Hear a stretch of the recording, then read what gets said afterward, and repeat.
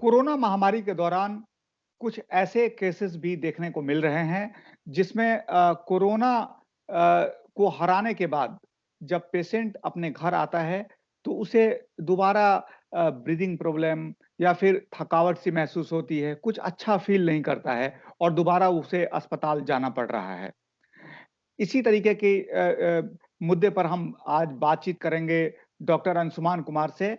Doctor Anshuman जाने-माने cancer surgeon हैं और corona से संबंधित मामलों में पैनी नज़र रखते हैं। मैं नवभारत टाइम्स ऑनलाइन की तरफ से राजेश चौधरी आज डॉक्टर अंशुमान का एक बार फिर स्वागत करता हूँ। डॉक्टर अंशुमान आप आपको बहुत-बहुत स्वागत है हमारे इस कार्यक्रम में।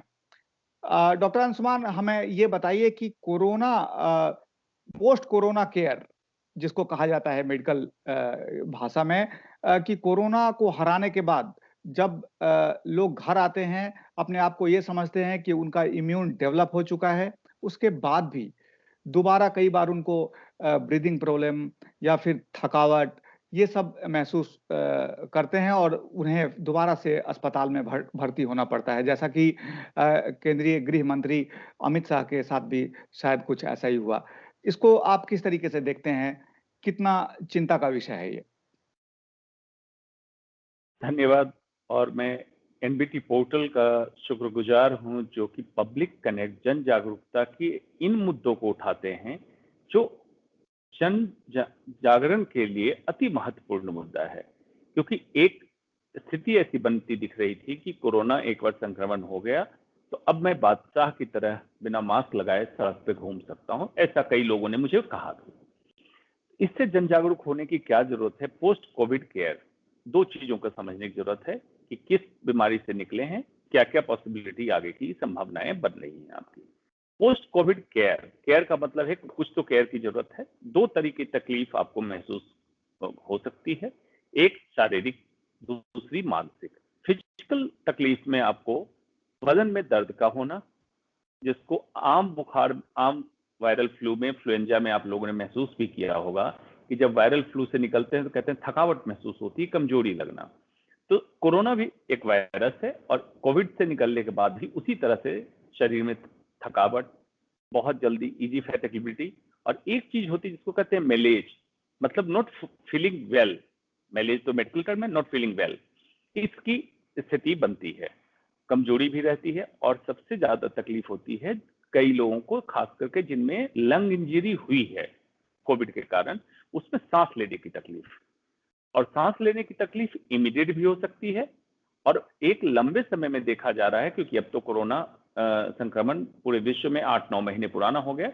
तो लंग की फाइब्रोसिस होती है, मतलब जो जख्म भरता है उसके बाद वहां हीलिंग प्रोसेस कारण स्कार बनता है, जिसको टेक्निकल हम कहते हैं लंग फाइब्रोसिस, जिसके कारण ब्रीदिंग की प्रॉब्लम होती है। तो दो चीजें हुई। मानसिक तौर पे क्या होता है कि एक फीलिंग ऑफ इम्पेंडिंग डूम, एक डर का माहौल दिमाग में बना रहता है कि कोरोना से मैं निकल गया, कहीं दोबारा तो नहीं हो जाएगा, कोई और समस्या तो नहीं आएगी। और कोरोना संक्रमण के दौरान जब अस्पताल में भर्ती हुई है, उस समय की कुछ बातें याद आती है, जिसके कारण हमें जो चर्चा में लोग बता रहे हैं कि उनको ऐसा महसूस होता है कि वही सारी चीजें मेरे दिमाग में घूम रही है, जिसके कारण नींद नहीं आना, एंग्जाइटी होना, बेचैनी होना, ये होना।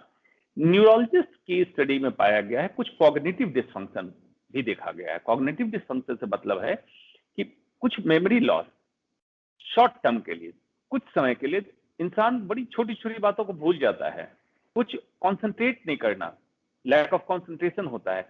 ये सारी चीजें कॉग्निटिव डिसफंक्शन में देखी गई। तो ये तकलीफें होती है पोस्ट कोविड एरा में। तो पोस्ट कोविड केयर में क्या करना है? आपको इन शारीरिक चीजों पे ध्यान देना है, मानसिक चीजों पे ध्यान देना है।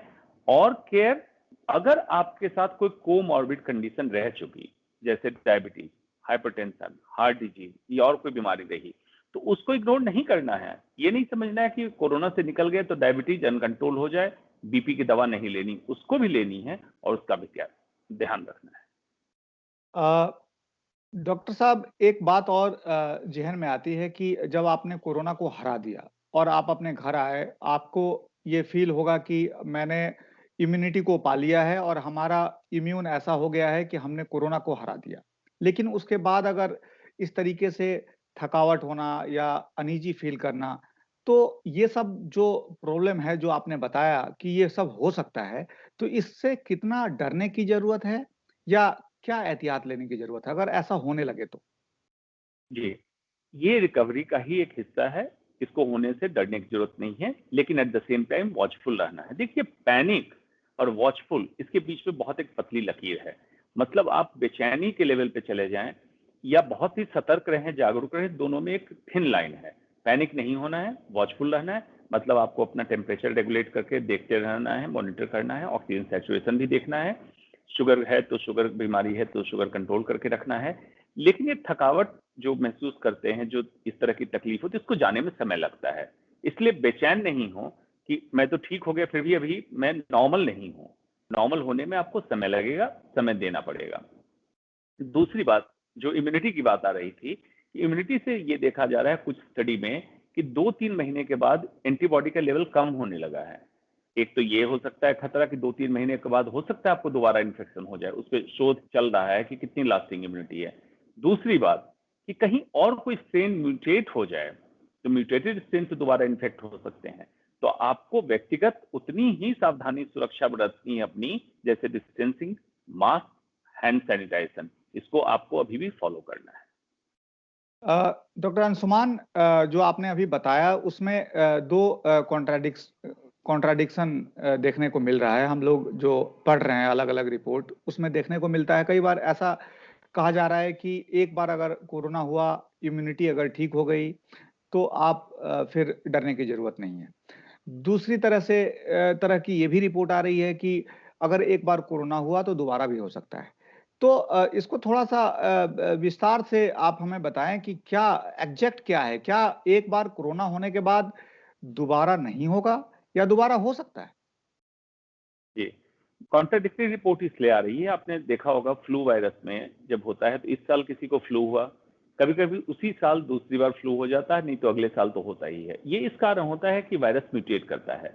कोरोना वायरस में अभी तक देखा गया था म्यूटेशन बहुत स्लो है, लेकिन हाल फिलहाल में ही मलेशिया में एक इंडियन सिटीजन ही मलेशिया जब पहुंचे, उनका रेस्टोरेंट का बिजनेस था, उनमें जो म्यूटेटेड वायरस देखा गया, D614G नाम दिया गया, जो ज्यादा एग्रेसिव है और फैलने की भी क्षमता उसमें ज्यादा है।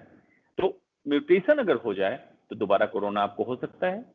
और एक समस्या जो आ रही है कि जिनमें माइल्ड या मॉडरेट सिम्टम रहे हैं, लक्षण कम रहे हों, उनमें इम्यूनोग्लोबुलिन जो आईजीएम पहले बनता है, आईजीजी बाद में बनता है, इसकी मात्रा शरीर में कम होने लगती है। तो जब प्रतिरोधक क्षमता स्पेसिफिक कोरोना के खिलाफ कम होने लगेगी, तो आपको संक्रमित होने की संभावना है। इसलिए जब तक शोध पूरी तरह से तैयार ना हो जाए कि आपका क्या प्रोटेक्शन लेवल मेंटेन रहता है, तब तक आप समझ के रखिए कि आपको भी सतर्कता बरतनी है। अ, एक हाल की फिर से रिपोर्ट आई है, जो सीरो रिपोर्ट, उसमें कहा जा रहा है कि दिल्ली में तकरीबन हर चौथा आदमी एक्सपोज हो चुका है और वो कोरोना के दौर से निकल चुका है। तो इसको आप कैसे देखते हैं? क्या हर्ड इम्यूनिटी की तरफ बढ़ रहा है दिल्ली, या देश में भी अगर इस तरीके की स्थिति अगर बन रही है तो क्या हम हर्ड इम्यूनिटी की तरफ बढ़ रहे हैं? जी, सीरो सर्वे करके स्टडी की गई थी जिसमें देखा गया था 23.8% लोग, एसिम्प्टोमेटिक लोग में इम्यूनोग्लोबुलिन की मात्रा देखी गई। तो स्पेसिफिक इम्यूनोग्लोबुलिन की मात्रा अगर शरीर के अंदर है, ब्लड में है, इसका मतलब है कि कोरोना का सार्स कोव 2 वायरस का संक्रमण आपको हुआ था। हो सकता है आपको पता न चले। तो ऐसे भी बहुत सारे रिसर्च में यही देखा जा रहा है कि अधिकतम लोग एसिम्प्टोमेटिक रहते हैं, मतलब जिनमें कोई लक्षण नहीं आता है, लेकिन उनके शरीर की प्रतिरोधक क्षमता इतनी अच्छी होती है कि वायरस के खिलाफ एंटीबॉडी बना लेते हैं। और जब सीरो सर्वे, सीरो टेस्टिंग की जाती है, तो पता चलता है एंटीबॉडी है इनमें। तो जब ये 25% के लगभग दिल्ली में देखा गया, मुंबई में भी सीरो सर्वे कर रहे हैं, वहां भी देखा जा रहा है, तो पूरे देश में जहां जहां खास करके हॉट स्पॉट रहा, बहुत ज्यादा संख्या में कोरोना से मरीज संक्रमित हुए, उसी प्रोपोर्शन में समझ लीजिए कि कई ऐसे लोग भी रहे होंगे जो कि संक्रमित लोगों की संख्या से ज्यादा लोग ऐसे रहे होंगे जो एसिम्प्टोमेटिक रहे होंगे, जिनमें लक्षण नहीं आया होगा और संक्रमण हुआ और उनसे खिलाफ एंटीबॉडी बनी। अगर यही संख्या बढ़ते बढ़ते किसी खास एरिया की आबादी का लगभग 60 से 70 या 75% पहुंच गए, तो हम हर्ड इम्यूनिटी की तरफ बढ़ने लगेंगे। बशर्ते एक उसमें हिच है, बशर्ते ये इम्यूनिटी मेंटेन रह जाए लंबे समय तक के लिए, तब तो हम हर्ड इम्यूनिटी अचीव कर लेंगे। नहीं तो हर्ड इम्यूनिटी बनेगी जरूर, लेकिन अचीव करके उसको लंबे समय तक हम ले जा सकते हैं नहीं ले जा सकते, ये समय बताएगा। अभी जैसे मौसम है, एक आखिर में आपसे चलते-चलते ये सवाल हम करना चाहेंगे कि इस मौसम में लोगों को बहुत ज़्यादा सर्दी-खाँसी और फ़ीवर देखने को मिल रहा है और कोरोना के भी बहुत सारे लक्षण ऐसे हैं जो इसी से मेल खाते हैं। तो लोगों में थोड़ी-सी पैनिक तो होती है, तो उस पैनिक को कैसे मैनेज किया जाए? बिल्कुल ठीक बात है कि सीजनल फ्लू, जिसको मौसमी बुखार कहते हैं, और कोरोना के लक्षण काफी हद तक मिलते जुलते हैं। लेकिन सीजनल फ्लू में आपको बुखार बहुत तेजी से आएगा, स्पाइक लेगा, ठंड लग के बुखार आएगा, और सांस लेने की तकलीफ यूजुअली सीजनल फ्लू में नहीं होता है। और 48 से 72 घंटे बाद बुखार आने के सीजनल फ्लू का बुखार अपने आप डाउन होने लगता है। तो स्टार्टिंग के फेज में आपको सिंपली टेम्परेचर मॉनिटर करना है, अगर पल्स ऑक्सीमीटर है SpO2 देखते रहें। अगर ये बुखार परसिस्ट करता है, 72 घंटे के बाद भी रहता है, या खांसी बढ़ने लगे, या सांस लेने की तकलीफ आप महसूस करने लगे, या एक और लक्षण है कोरोना वायरस में डायरिया होना, या GI का अपसेट जिसको हम कहते हैं एसिडिटी का होना, पेट की खराबी का होना, इस तरह से कोई लक्षण होने लगे, तब आप तुरंत जांच करा लें। हो सकता है ये कोरोना हो। इसलिए स्टार्टिंग के फेज में डिफ्रेंशिएट करना मुश्किल है, लेकिन 72 घंटे के बाद अगर लक्षण बरकरार है तो आप अपनी जांच कराएं। डॉक्टर अंशुमान, आपने तफ़्तीश से बताया कि ज़ाहिर-सी बात है कि कोरोना और जो सीज़नल फ्लू है, उसमें डिफ़रेंशिएट आप कर सकते हैं। साथ ही आपने ये भी हमारे दर्शकों को बताया कि जो इम्यून सिस्टम है, जो बॉडी में जब डेवलप हो जाता है, तो आप बेहतर तरीके से लड़ सकते हैं। तो आप अगर दोबारा जब आप अस्पताल से आते हैं, हल्का-फुल्का अगर आपको थकान वगैरह महसूस होता है, तो ज़्यादा डरने की ज़रूरत नहीं है, चीज़ों को मैनेज करने की ज़रूरत है। नवभारत टाइम्स ऑनलाइन के लिए आपने समय निकाला, इसके लिए आपको बहुत-बहुत आपका शुक्रिया। धन्यवाद। ये थे डॉक्टर अंशुमान कुमार और इन्होंने हमें बताया कि कैसे हमें कोरोना से लड़ना है, कैसे उसको मैनेज करना है और बीमारी के बाद अगर हम उससे जब निजात पा लेते हैं, उसके बाद भी अगर हमें थोड़ी-सी थकान वगैरह महसूस होती है, तो उससे डरने की ज़रूरत नहीं है, चीज़ों को मैनेज करने की ज़रूरत है। आज के लिए इतना ही, शुक्रिया।